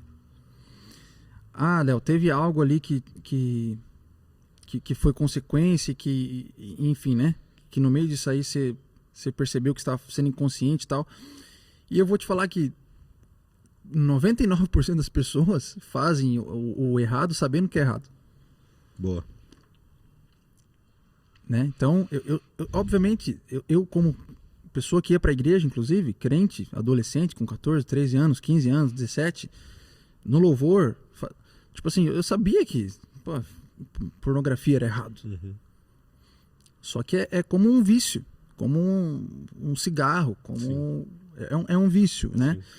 Tanto que a gente precisa identificar quais são os tipos de relação que a gente tem com os vícios e o nível que está esse vício, né? Porque às vezes chega a um ponto que é uma parada química. Já se tornou, um vício tão Forte. O troço é tão forte que, tipo assim, já é químico, já é... Só de tu pensar, ele já libera dopamina. Isso aí. Tipo assim, é um negócio que você precisa tratar, talvez, com remédio, tá? E beleza, tá tudo bem, mas é porque chegou num nível que talvez você ficou muitos anos fazendo aquilo ali, agora vai ter que... Sim. Então, eu nunca tive assim, eu não vou te falar que alguma coisa que eu fiz eu sabia que era errado, né? Quando eu transei lá, eu não sabia. Cara, quem que não sabe? Né? Mente então, baixo, Neng. Fala baixo, Neng. Transa baixo, Neng. Então, assim, ó, a gente... É ruim você falar isso, né? Tipo assim, você sabia que era errado? Cara, quem que não sabe? Fala pra mim. Quem que é o safado aí que tá falando que eu não sabia que... Quem que hoje não sabe, cara? A não ser que seja uma realidade muito fora, assim, tipo, cara, que o cara... Nossa, é verdade, né? Não pode, né? Tipo assim, mas 99% das pessoas sabem que aquilo ali não... E aí a questão é o seguinte, eu nunca trago assim, tá, você sabia que era errado. A questão é que eu não tinha uma mesa, eu não tinha uma liberdade, eu não tinha... Porque na verdade, na liberdade, aí você falou da mesa, a questão da mesa é que na mesa a gente tem liberdade. Uhum. E aí na liberdade tudo fica mais fácil. Uhum. Porque daí na liberdade é onde a gente encontra a verdade. E quando a gente conhece a verdade ela nos liberta. E eu acho que o ambiente, quando você está num ambiente de liberdade, eu acho que tem uma característica, porque só a liberdade de falar talvez não te abra o precedente para falar. Isso. Eu acho que o fato de existir uma mesa em que tem a liberdade de se falar e a vulnerabilidade de outras pessoas... Por exemplo, você falou que naquele culto você só abriu porque você viu que outras pessoas estavam sendo vulneráveis. Uhum. Então, as pessoas, elas descem num patamar de humildade e de vulnerabilidade e falam, cara, ó, tem um problema com droga, pô, tem um problema com pornografia, tem um problema... Blá, blá, blá. Aí você fala, pô, cara, todo mundo tem problema, irmão. Entende? E aí, quando você tá num ambiente religioso, ninguém tem problema, mano. É isso aí. Tá ligado? No ambiente religioso, todo mundo é brabo. É isso aí. Entendeu? E aí você não tem como falar. Por mais que você tenha liberdade, por mais que tenha um ambiente propício, por mais que esteja você e o pastor, um de frente pro outro, num ambiente blindado, você não vai falar, mano. Você não vai falar. Por quê? Porque não houve vulnerabilidade da outra parte. E aí você não se sente seguro de se abrir. Então, o que eu percebo aqui na igreja... é que, além da liberdade, as pessoas são vulneráveis. Uhum. Né? As pessoas, elas falam, ó, tive o problema tal... Pô, tem aquele grupo que o Helder conduzia, né? Que era toda segunda e tal, que o pessoal que tinha problema é luxúria, né? Como é que era o nome do grupo? É o grupo de apoio lá, é Vencendo a Luxúria. Vencendo a Luxúria, exato. Cara, e é isso. Isso é vulnerabilidade, mano. É reunir várias pessoas que se conhecem no culto e que se veem todo dia... para uma mesa específica para falar de um problema específico. Então, ali é um ambiente de vulnerabilidade em que não faz sentido você guardar segredo. Mas ali existe duas coisas, a liberdade e a salvação. E aí um dos pontos é na mesa ali, o que vai existir nessa mesa de liberdade? Vai ter salvação ou vai ter condenação? Total. Então, assim, o que a gente vive aqui é um ambiente de salvação. Salvação. Esse é o ponto-chave. Porque se é um ambiente de condenação, você pode ter liberdade de falar. E as pessoas te condenam. Uhum. E aí ferrou. Aí não cura. Exato. Aí você não vai ser curado. Aí você nunca mais vai falar pra ninguém. Traumatiza mais. Isso. Aí não tem como. Só que existe um ambiente de salvação. Né? Aqui a gente identifica a salvação.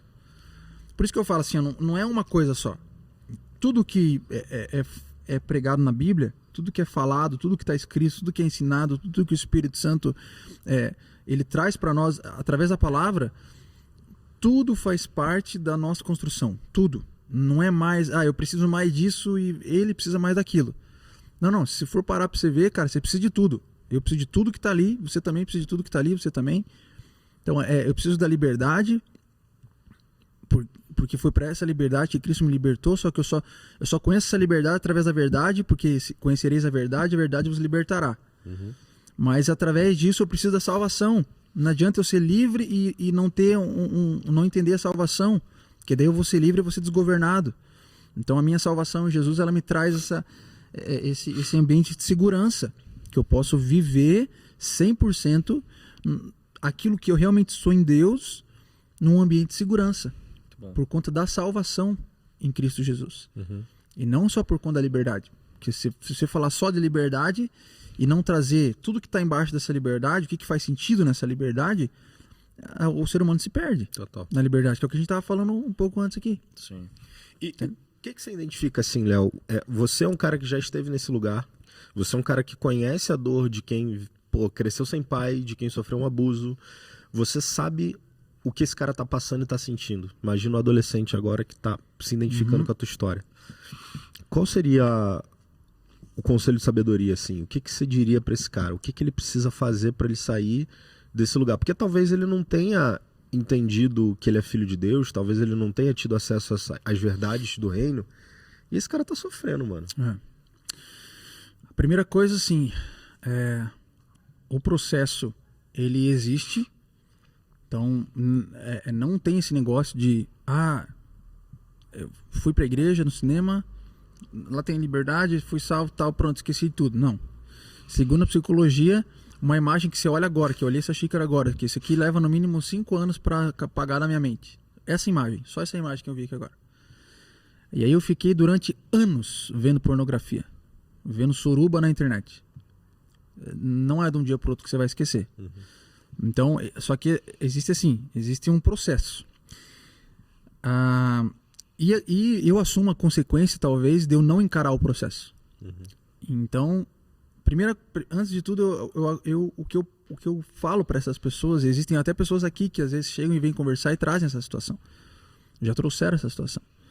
Eu falo assim, ó, primeira coisa, se conforme com a pornografia. Aí o cara assim, como assim, cara? Não, se conforme a ponto dela, tipo assim, não vale mais nada pra você. Você já é tão assim, tipo, já... Porque vai ser um processo. Vai ser um processo. Você não vai conseguir apagar da noite pro dia aquilo na tua cabeça. Você não vai conseguir parar de olhar pra bunda do nada, assim, da mulherada. Hoje em dia é muita imagem, é muita informação, é toda hora TikTok, Instagram, e aí do nada tem alguém fazendo uma trend, aí a mina tá ali, aí você vê a propaganda na televisão, aí, cara, é muito. Então a gente vai ter que ir embora, vamos lá pro sítio, tirar a TV, tirar a tecnologia e morar lá pra sempre. Aí não faz sentido viver mais também. Então não tem como. A questão é que se conforme com o processo, não se culpe de você... ter o processo, as pessoas elas não querem não, mas eu fiz de novo, tá cara, mas a questão é, e o que você vai fazer com isso agora?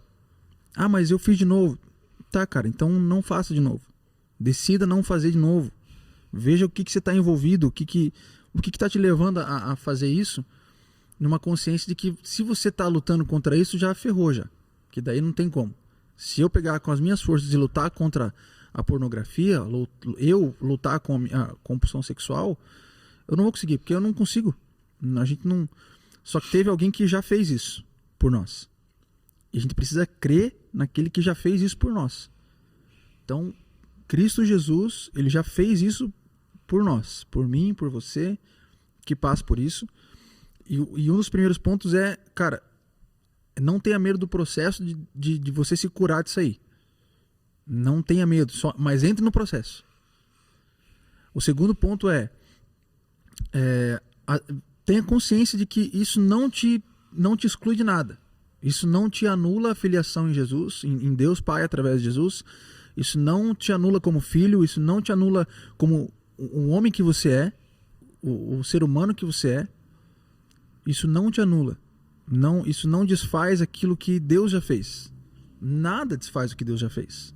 O mundo não desfaz nada, nem ninguém desfaz o que Deus já fez. E quem fez a nossa história, quem já pensou, assim como a Bíblia fala, antes da fundação do mundo, ele já sonhou comigo, antes mesmo de eu estar na barriga da minha mãe.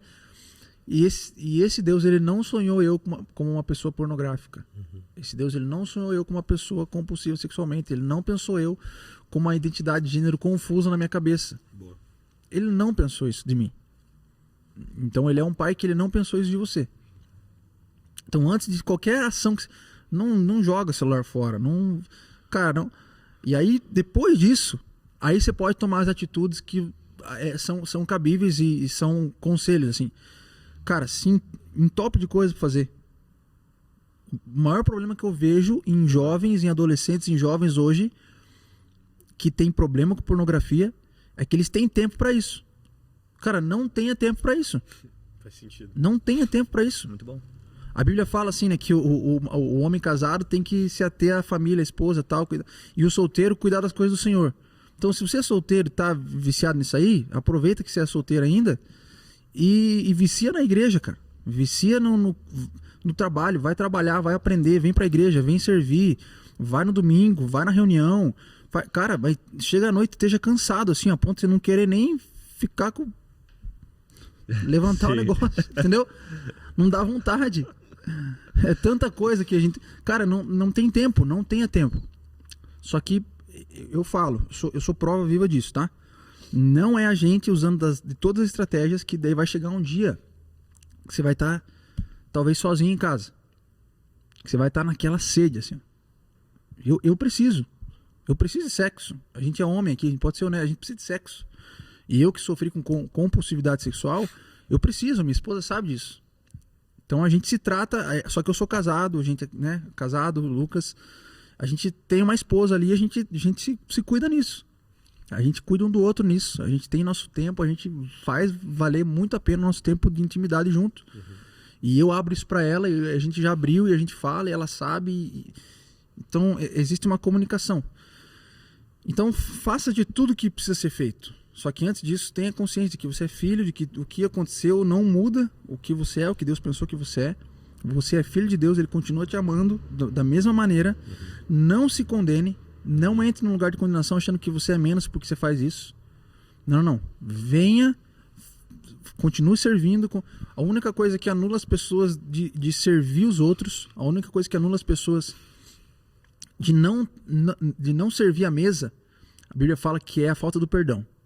Então, se você tem algo contra o teu irmão, deixa tua oferta aqui, vai lá, peça perdão para ele, se reconcilia com ele, depois você volta aqui e oferece o que você queria me oferecer. Então, esse é o único ponto.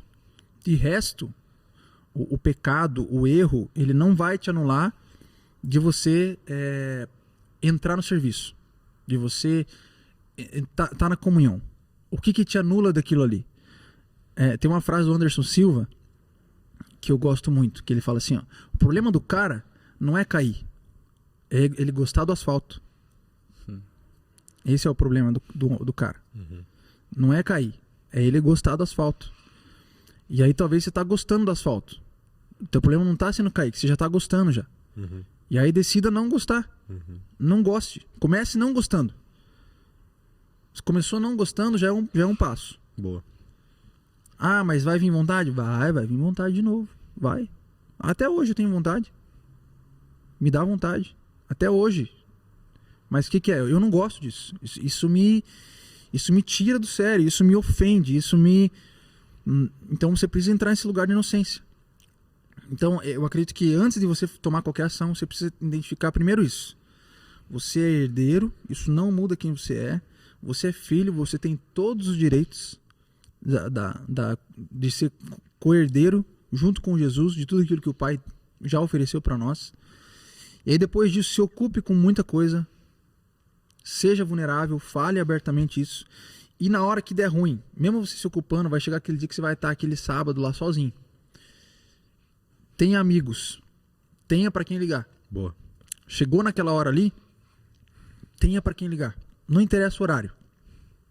E isso é uma dificuldade que eu já tive várias vezes. Só que eu preciso aproveitar disso. Eu ter para quem ligar. Cara, eu tô aqui na sede, aqui, eu preciso...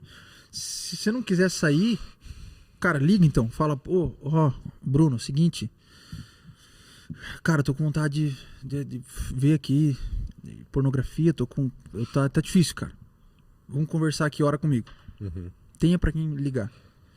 Então, por isso que eu falo assim, não economize naquilo que vai te trazer saúde. É tipo médico ou medicina preventiva, né? Não vamos economizar.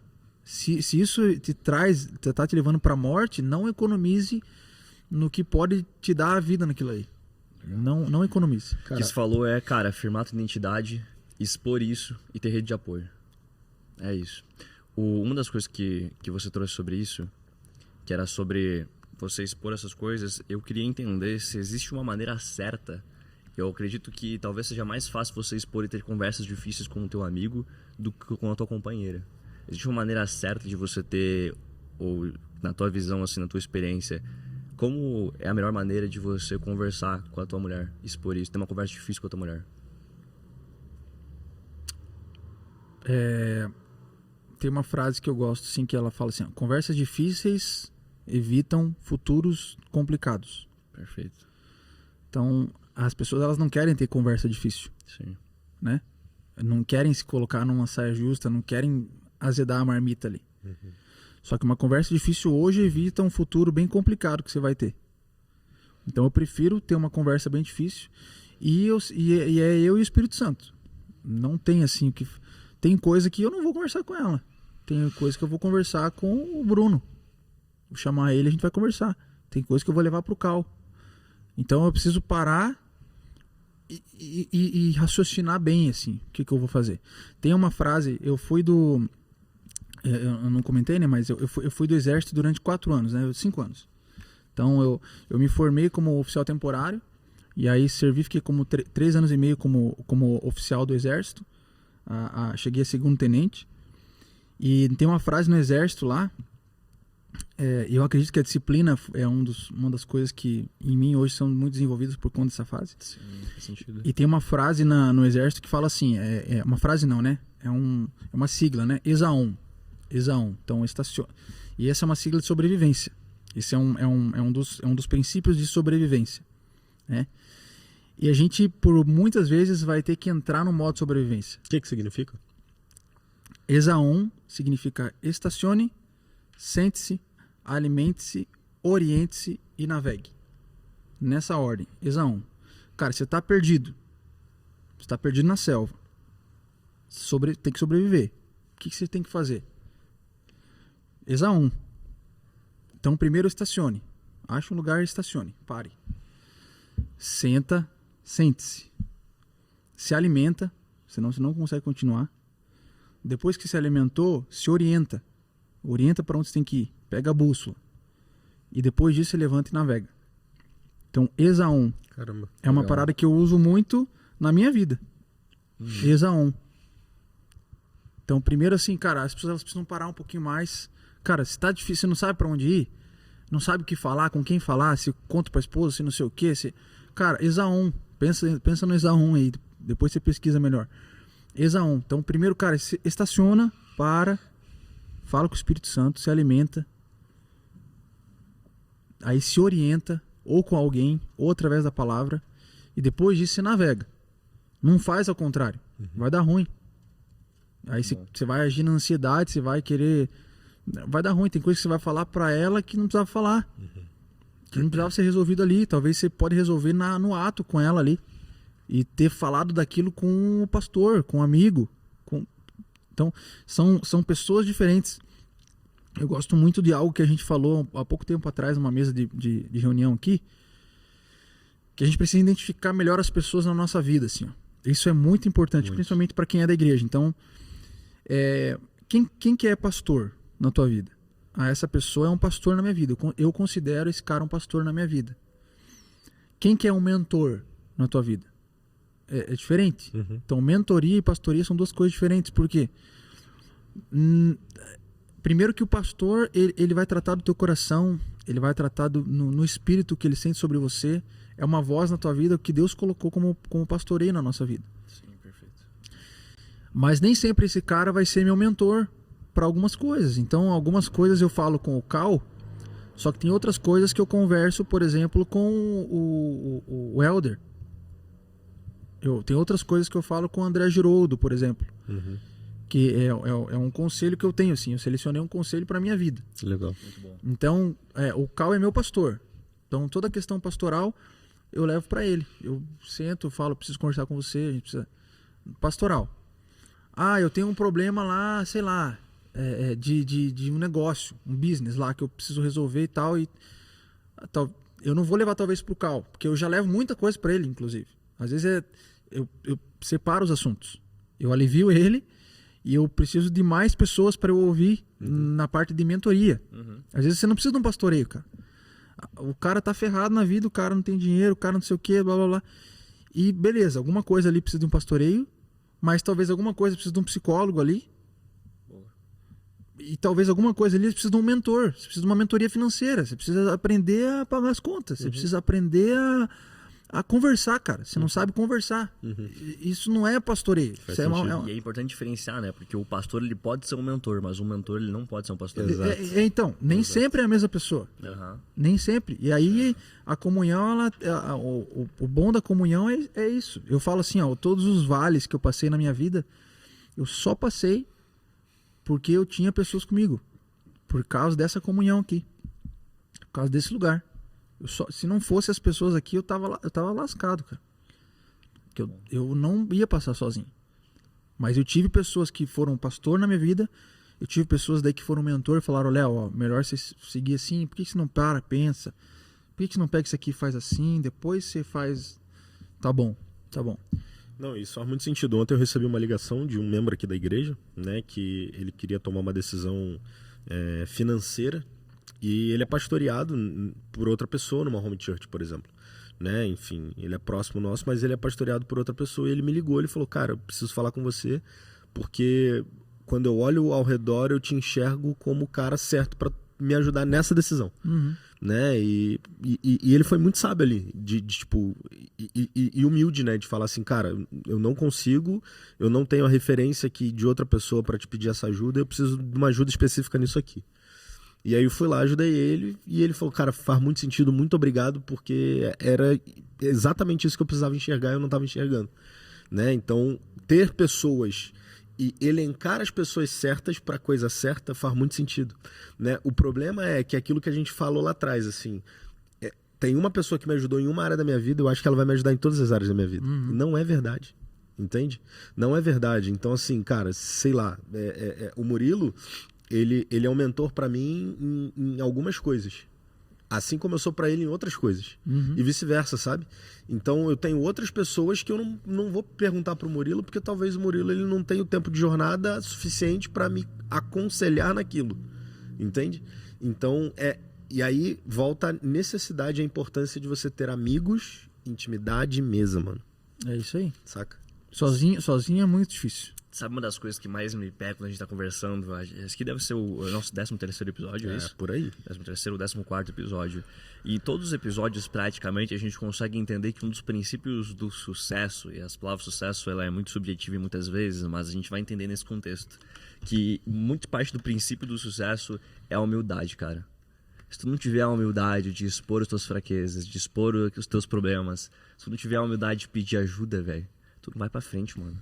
É um princípio importantíssimo. Se não tiver a humildade, naturalmente você vai ter uma arrogância e tudo isso da soberba, do egoísmo, que vai te levar para a ruína, não vai te levar a outras coisas. Durante a parte da consistência também, você enxerga outros princípios que te ajudam a levar uma vida mais íntegra, uma vida mais coesa, uma vida que você busca viver de resultados. Cara, eu gosto de ver a importância das coisas. O quanto importa isso? E aí você classifica a prioridade no quanto importa aquilo para você. Então a importância para mim é algo muito, muito, muito valioso, assim. O que importa aquilo para mim? Senão você perde tempo com outras coisas. Isso que não importa. Não perca tempo com o que não importa. Só que saiba avaliar o que importa e o que não importa. Então para mim é importante isso aqui agora. O importante é eu estar lá.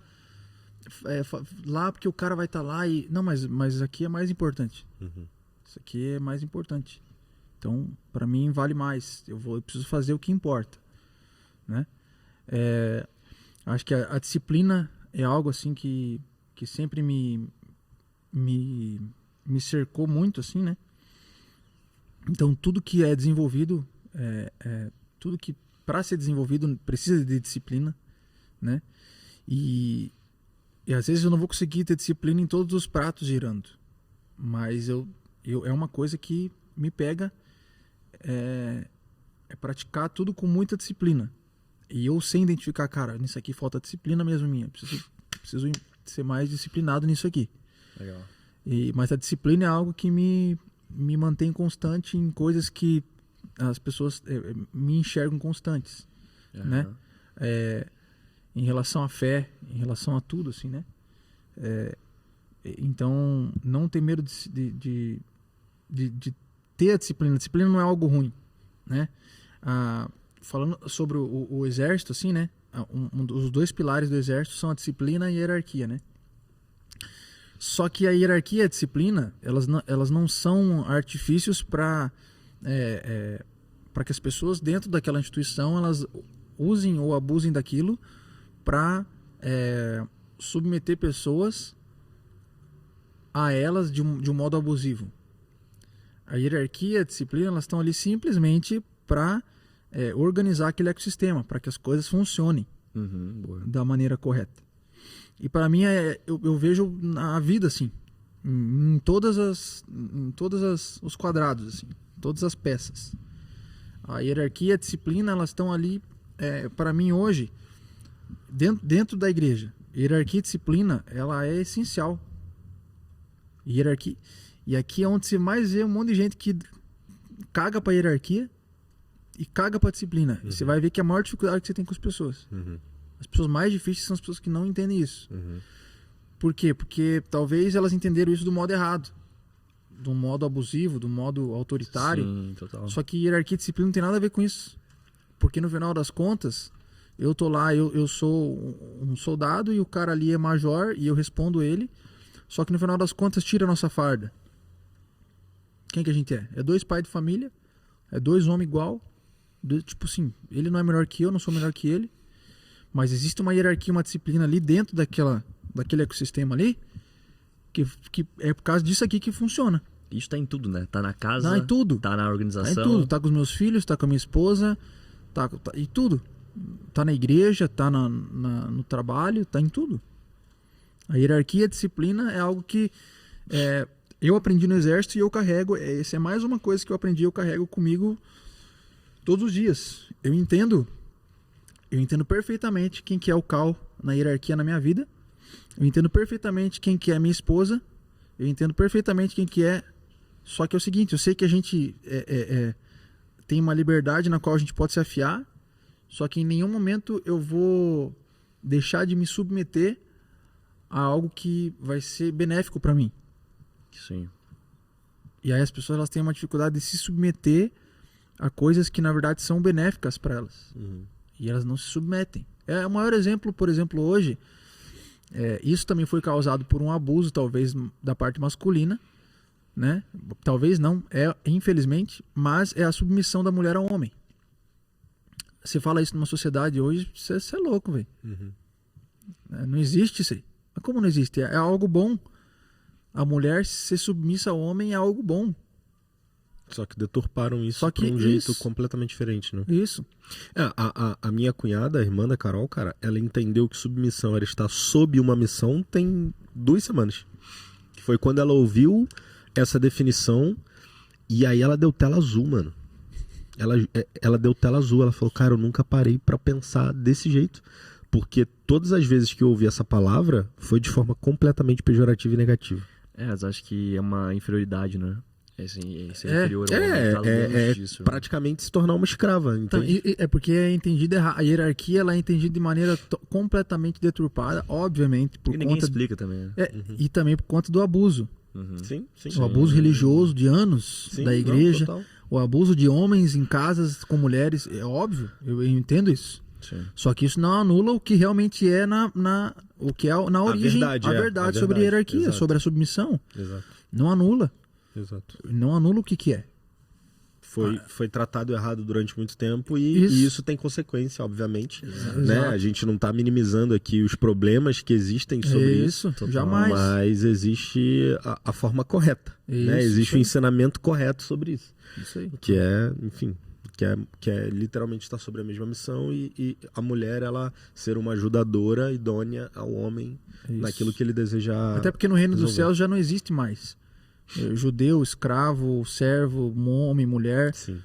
Todos são iguais. Sim. No reino dos céus não existe isso aqui. Mas existe uma hierarquia na qual as coisas funcionam. E se ela não existir, vai ter disfunção. Vai dar ruim. Vai dar confusão. É bem prático de entender. Olha, cara, pode fazer. Não, então, eu quero ia assim, ó, finalizar já. eu quero terminar esse podcast mais pra cima, assim. Eu acho que foram vários assuntos importantes, assuntos difíceis de lidar, né? Conversas difíceis pra viver um futuro melhor. E agora eu quero entender, Léo, assim, de forma prática, como é que tu enxerga o cenário musical? Você como produtor hoje é aquilo que você faz, né? Um excelente produtor, compositor, músico.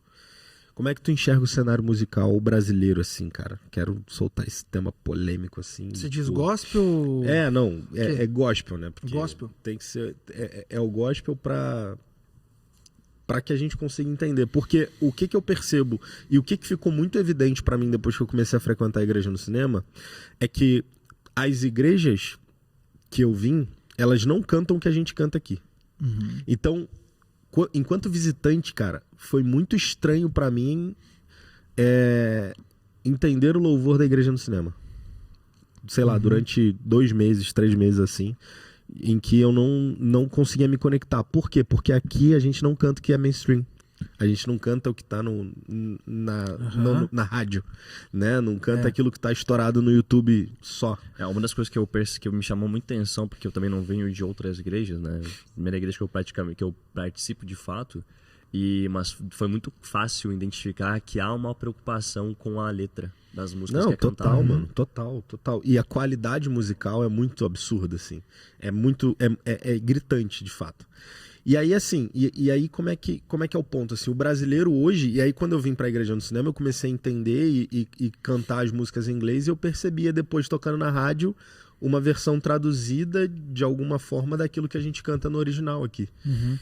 Por que o brasileiro perdeu, Léo, um pouco dessa coisa do criar, cara? Porque se a gente olha pra trás, a gente vem, sei lá, David Keelan, Thales Roberto, a gente vê pessoas criando, compondo uma coisa muito original que não se vê lá fora. E agora a gente só vê o que tá estourado é alguma música da Elevation em português, pô. Sim. Entende? Por que isso aconteceu? Na verdade, a gente fala assim, né? Lá atrás, tal. Só que se você pegar David Keelan, se você pegar Fernandinho, se pegar um monte de gente, Aline Barros, é tudo tradução, cara. Que loucura, né? É um monte de tradução lá atrás. Só que não tinha acesso, né? Só que tem um monte de tradução, né? Então, tipo assim, abra os olhos do meu coração, David Keelan. David Keelan, não. Open the eyes of my heart, Lord. É Michael W. Smith. Entendeu? Então, assim, pra mim tá tudo bem. Porque, assim, realmente é questão cultural. Pra mim é uma questão cultural. Os caras lá fora, eles, durante anos, hoje talvez não. Hoje talvez o nosso acesso a algumas coisas tá meio que parelho, assim. Tecnologia, pra gravação, que nem o que a gente faz hoje aqui, por exemplo.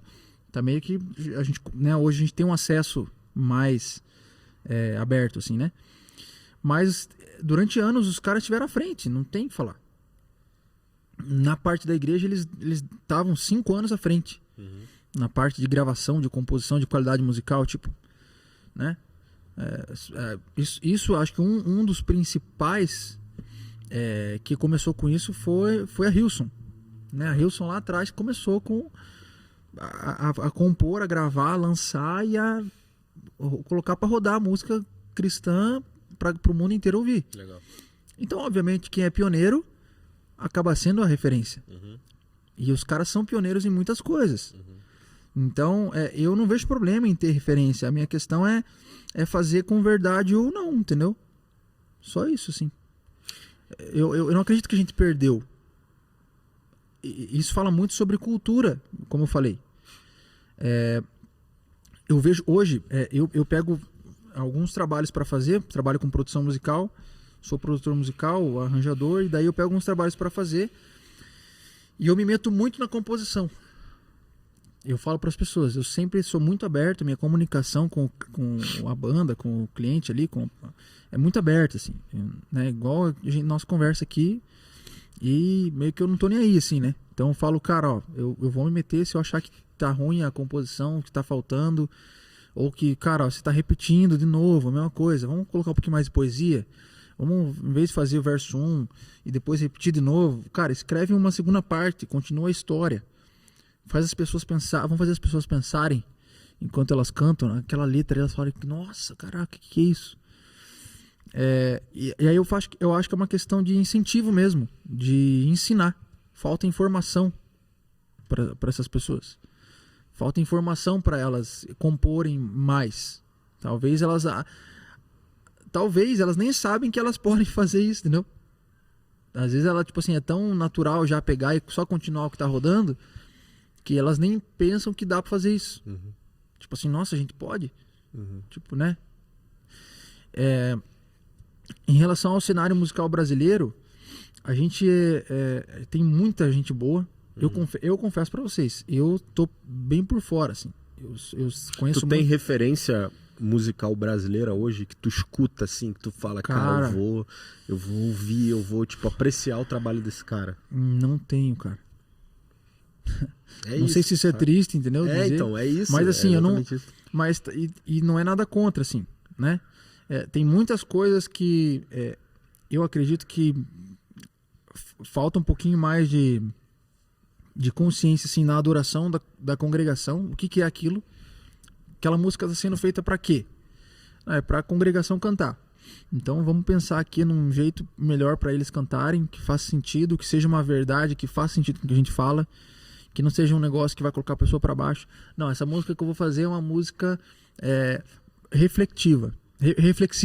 É uma música que a pessoa vai colocar o fone e vai ouvir no carro, vai ouvir na cama, vai ouvir. Não é uma música para cantar na igreja.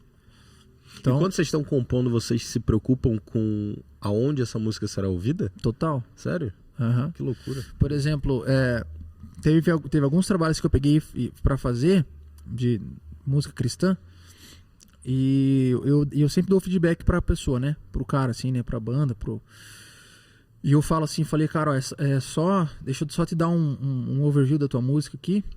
Isso que você tá falando é uma música, ela é muito mais assim pra pessoa pensar no que ela tá ouvindo do que ela cantar e colocar pra fora isso.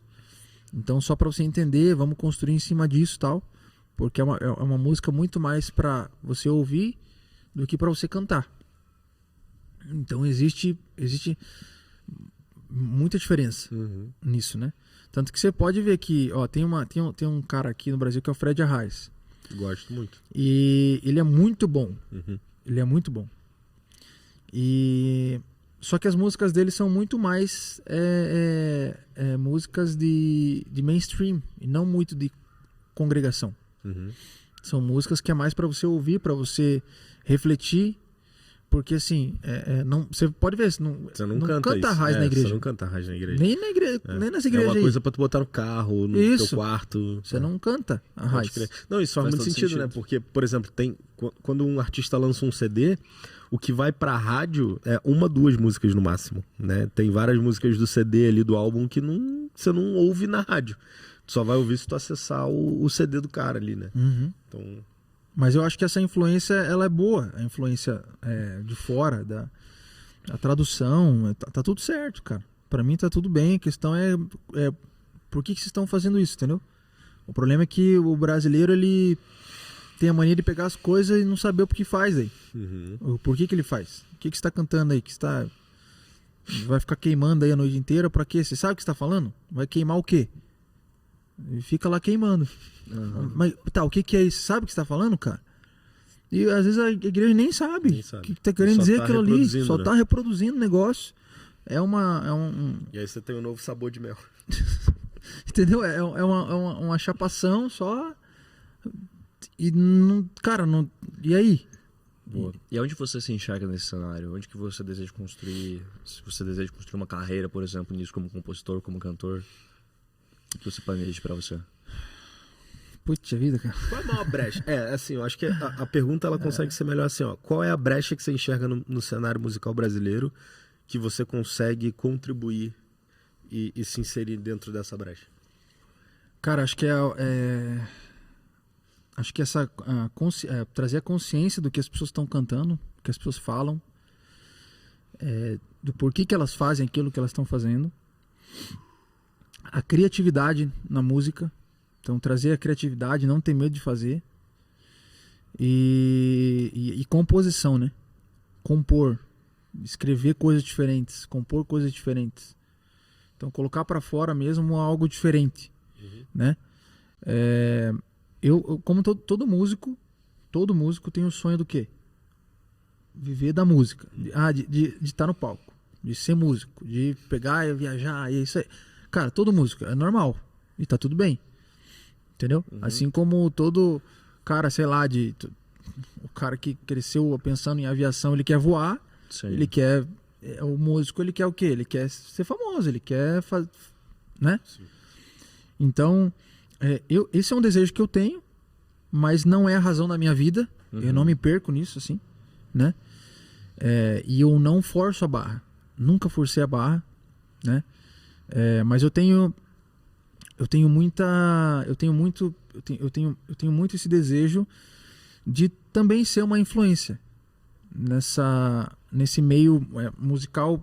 Não que a gente não seja hoje já uma influência. Eu acredito que a igreja no cinema A música nossa aqui é uma influência, né? Foi na vida de vocês, foi para outras igrejas já, continua sendo.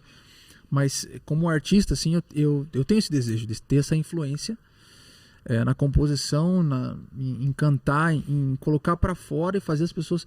Que para mim a música a música cristã, a música congregacional principalmente, é o seguinte: é um dos poucos momentos, talvez o único, a não ser as declarações que a gente faz aqui na igreja junto, né? Todo mundo, na hora da oferta, sei lá.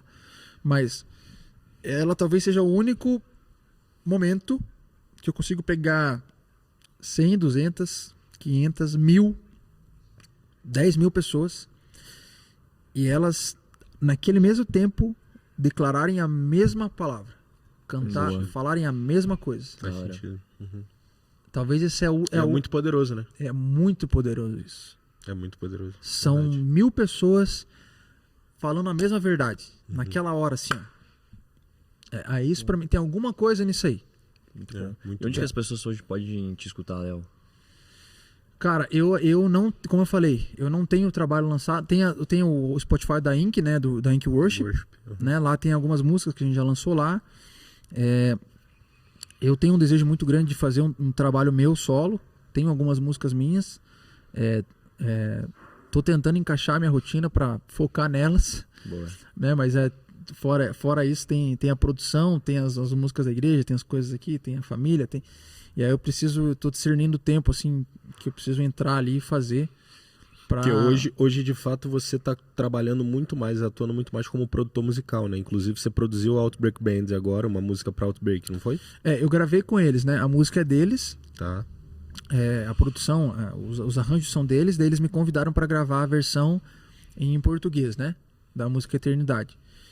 E foi muito bom, foi muito legal a conexão. A gente já tem uma conexão já há mais de 2 anos já, né? Desde a primeira vez que eles vieram pro Brasil aqui. Então ali foi uma participação, um feat, né? Que eu fiz com eles, né? Uma participação que eles me senti muito honrado, assim, pelo convite deles.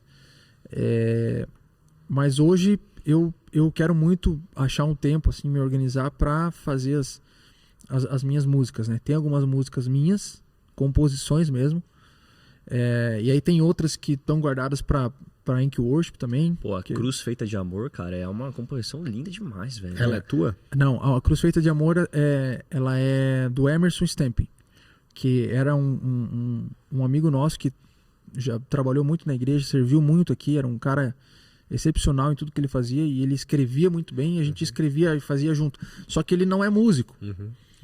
Ele não manja de música. Só que a cabeça dele é absurdamente criativa. Então ele escrevia muita poesia, ele escrevia música, tipo, só que assim, ele escrevia, não sabia transformar em música. Ele escrevia o texto. Ok. E daí ele falava assim: Léo, o que você acha disso aqui? Virado. E aí eu pegava assim e eu via se ia ser rápido ou se ia ser lenta. Tipo assim, eu identificava pela letra assim: não, isso aqui vamos fazer uma parada mais down. Não, esse aqui vamos fazer mais pra cima. E a Cruz Feita de Amor, inclusive, foi um dia que acho que tava eu, o Bruno, ele lá em casa, mas sei lá mais quem, alguns anos atrás. E aí ele tava com essa letra. É dele essa letra. Só que era uma letra, tinha só a letra assim. E aí eu peguei o violão, peguei o iPhone assim, e aí ele segurou tal, e eu falei, grava aí. Aí colocou no iPhone assim pra gravar. E aí eu falei, grava aí. E fui lendo e cantando. E saiu ela ali. Que da hora. Tipo assim, foi 5 Processo minutos. criativo. 5 minutos. Apaixonado de Fernando e Sorocaba está tocando no app Spotify. Fernando e Sorocaba.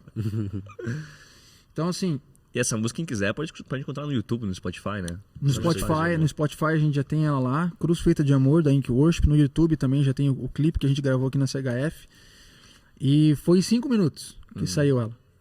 Foi a primeira cantada dela. Olha lá, tocou o Fernando Sorocaba. Essa Siri, bem louca. Então, essa música saiu em 5 minutos. Eu peguei, a primeira vez que eu cantei, eu peguei a letra e fui cantando. Dono do céu. Fui fazendo os acordes e daí foi gravando no iPhone. E é aquilo ali.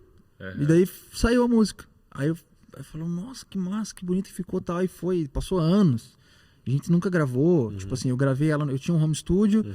fiz lá uma produção. E é uma Enfim. das versões que eu mais gosto, inclusive. É uma que você tá sozinho cantando com teclado ali e tal. Ah, sim, que essa aí a gente gravou numa Páscoa. Essa é uma das versões que eu mais gosto, assim. Porque tem outras, né? Tem uma que você tá no violão, aí tem uma menina cantando, Aham, né? Que é mais antiga, assim. E eu gosto Sim. mais dessa versão que atua solo, assim. do piano. Exato. Mas foi isso. Tem alguma composição tua que é muito especial, assim? Eu gosto muito de ouvir as histórias das composições, sabe? Tipo, de como que surgiu isso.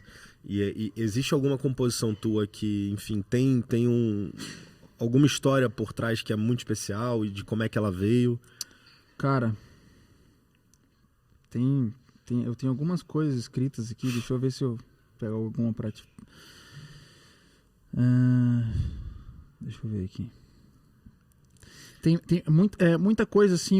Eu não sou um cara que escrevo muito sobre a vida. Uma sofrência, assim. Não curto muito isso. Eu geralmente...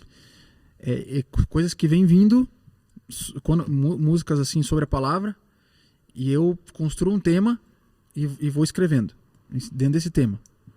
E aí eu vou num Salmos, vou na palavra, vou num Romanos, vou em partes assim que eu consigo revelar uma verdade, extrair e compor aquilo ali. Da hora. Então, não tem nada... eu acho que não tem nenhuma música assim que eu... Cara, tem um projeto agora que se chama, se não me engano, Projeto Sola, você deve conhecer. E os caras, eles estão literalmente cantando a Bíblia, assim. E é muito bonito. Tem uma sei. música, eu acho que é Colossenses 1, se não me engano, que eles estão literalmente, assim, ó, cantando os versículos bíblicos, né? O Marco Teles fez isso com o Amado Timóteo, né, cara? Que o Marco Teles, assim, foi um cara que, depois de muito tempo, ele foi um dos artistas que eu parei pra ouvir o álbum inteiro, assim, ó, a obra inteira. Depois de um tempo na igreja, sem ter alguém como referência, assim, sabe? De ouvir uma coisa muito original, sabe? Tipo assim, de parar e falar, cara, o acorde brasileiro, musicalidade brasileira, ele usa referências de outras regiões do Brasil. Massa isso. Mano, quando eu botei aquilo pra ouvir, assim... E aí teve um dia que eu peguei um Uber, ele tava ouvindo o Marco Teles, e eu falei, cara, tu já ouviu o Amado Timóteo? Aí ele, cara, não, nunca ouviu. Eu falei, coloca com calma e aprecia. Ele é sinistro.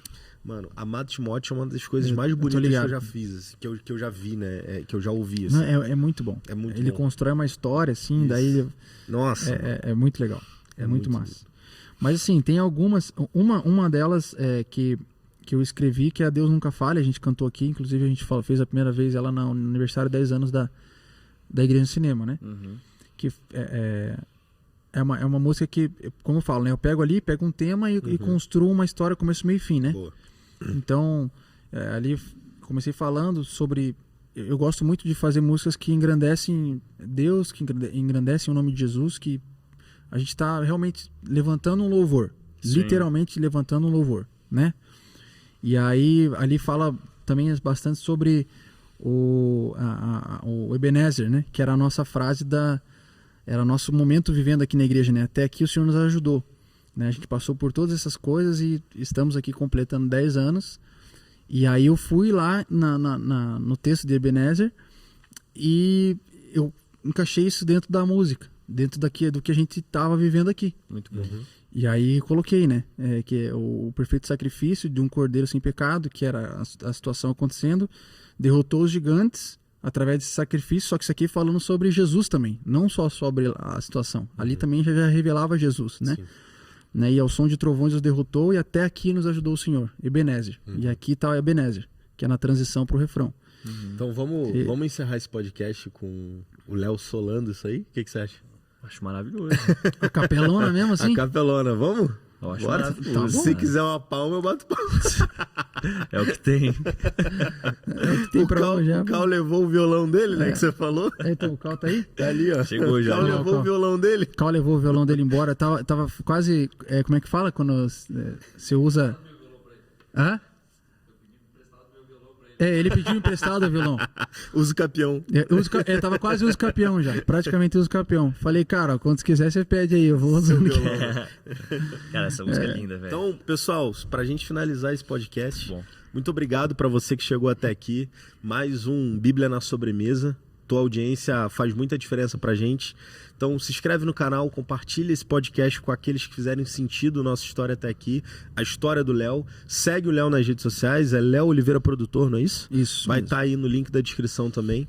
E vamos finalizar aqui com uma composição incrível que o Léo fez pra gente. Capela.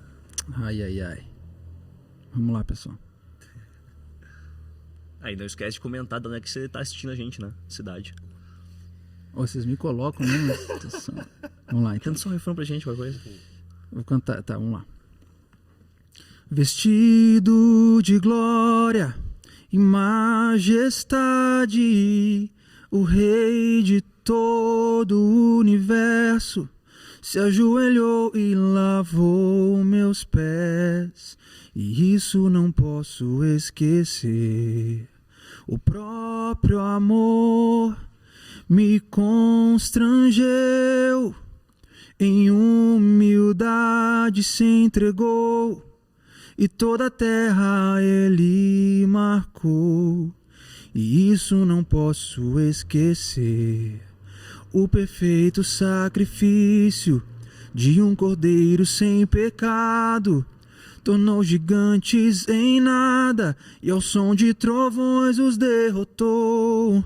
Até aqui nos ajudou o Senhor. A bênção que está sobre mim é de um Deus que nunca falhou, que nunca falhou. E assim também irei me entregar, reconhecendo que tudo já fez, e hoje também posso a bênção estender.